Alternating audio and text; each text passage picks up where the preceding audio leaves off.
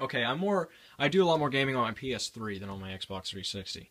However, I do have a few Xbox 360 games that I enjoy. Here we have Ace Combat 6: Fires of Liberation, which this was closer to when the Xbox 360 was newer. This game came out, and you know, it's a fun flying game.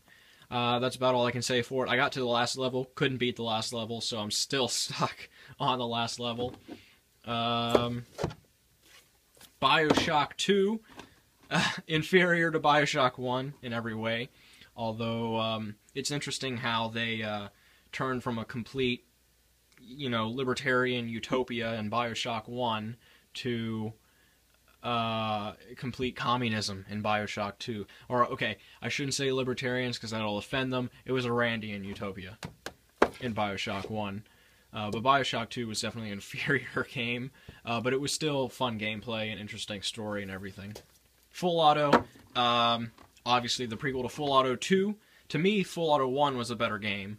Again, when this came out, the graphics were amazing, and I thought it was a really fun racing game. You have machine guns mounted on your cars, and you can blow up the cars in front of you. I mean, who can't have fun with that? I thought they did a really good job with this, and this is, if you ask me, a really, really underrated game.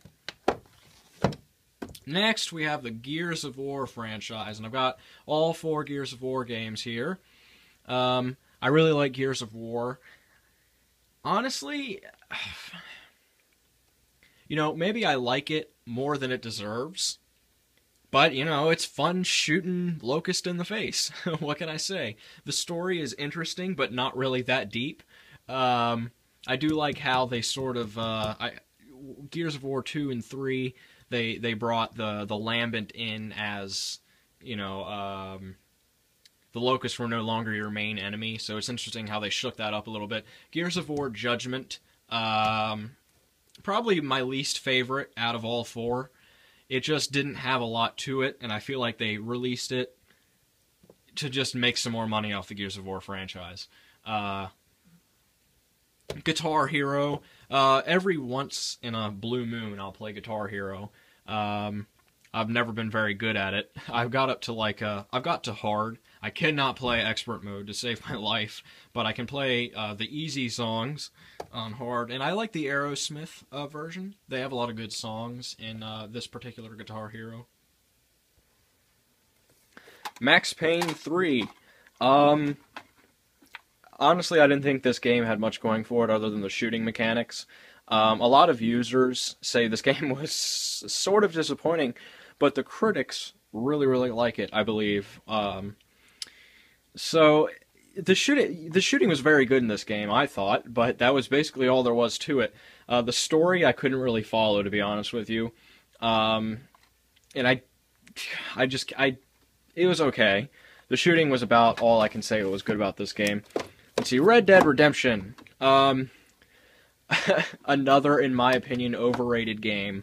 I hold games to really high standards because they compete for my time, and I mean, if I'm going to spend my leisure time doing something, it's got to be a really good video game.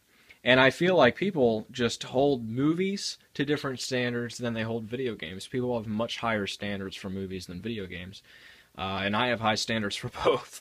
Anyway, Red Dead Redemption... it was a good game. Again, don't get me wrong. But I think it was really overrated. It wasn't like the most awesome thing of all time. I liked the story, even though it was pretty bare bones. There wasn't a whole lot to it.